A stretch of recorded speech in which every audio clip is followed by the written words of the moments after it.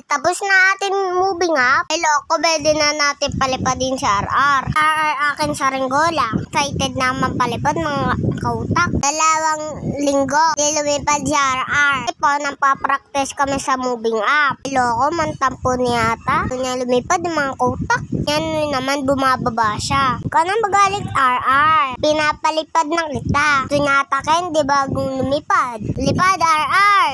Namalmilang ko. 1, 2, 3, go! Ay, loko. O yan mga kautak, lumipad na. Kaso ayaw na umakyat sa taas. Puro mainga pa yung hangin mga kautak.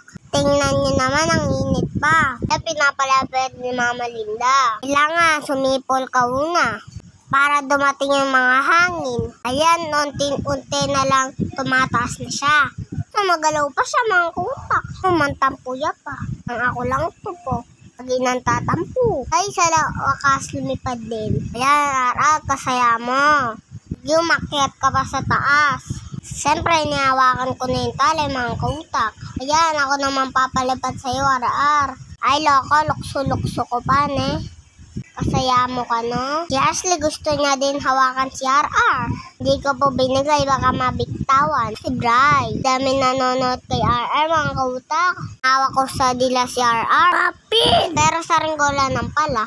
May nakita nga si mama ko. Nakita nyo ba yan? Duhat yan. Ay, loko, tinikpan ni mama ko. Kaso maasim daw. Maraming salamat po sa papanood. Follow po ang share ng video ko. Baba, ingat.